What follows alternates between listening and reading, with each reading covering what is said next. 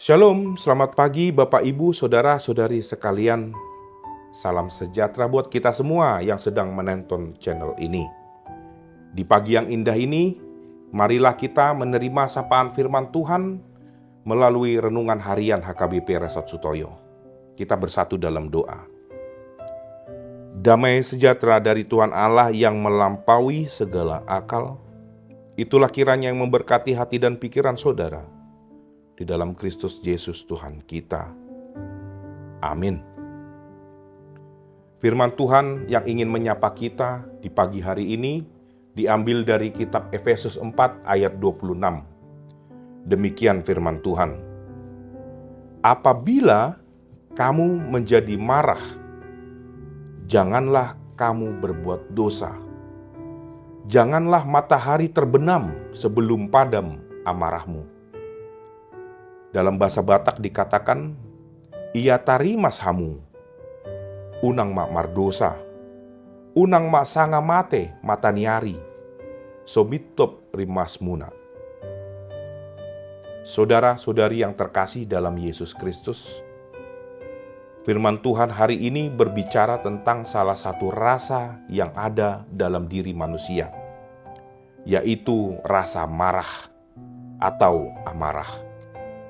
Perasaan marah dapat dipicu oleh banyak hal, seperti kebencian, pengkhianatan, perasaan ketidakadilan, dan lain sebagainya. Secara garis besar dapat dikatakan bahwa manusia merasakan marah ketika dia diperhadapkan dengan hal yang mengecewakannya, atau tidak sesuai apa yang dipikirkan dan diharapkannya.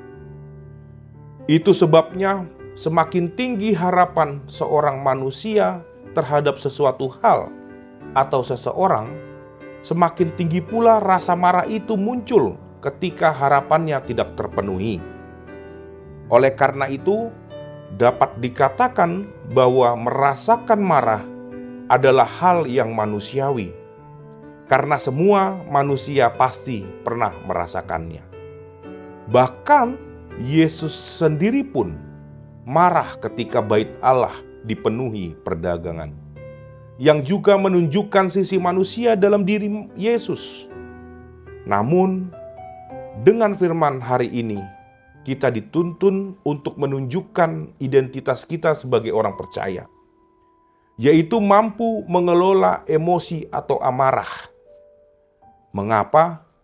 Karena orang percaya seharusnya mampu menguasai perasaannya agar tidak menjadi mengecewakan dan mempermalukan Tuhan. Saudara-saudari yang terkasih dalam Yesus Kristus, pernahkah kita merasa marah? Ataukah pagi ini kita bangun dengan rasa marah yang kita bawa dari hari-hari yang lalu? Tidakkah kita sadari begitu buruknya dampak rasa marah tersebut kepada diri kita dan keluarga kita? Ada sebuah ilustrasi mengenai amarah. Seorang murid bertanya kepada gurunya tentang pentingnya membuang rasa benci dan amarah.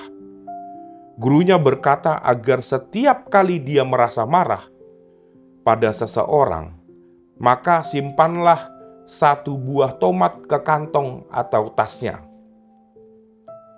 dan bawa kemanapun dia akan pergi. Dia melakukan apa yang gurunya perintahkan, sehingga setiap kali dia marah, dia bawa satu tomat, sampai akhirnya terkumpul beberapa tomat.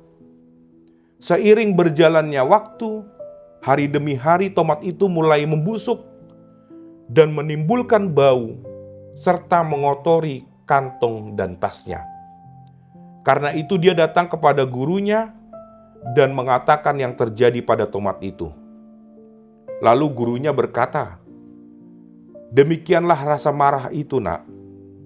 Ketika engkau terus membawanya, kemanapun kau pergi, lama-kelamaan dia akan mengotori dirimu, dan hidupmu pun akan berbau busuk."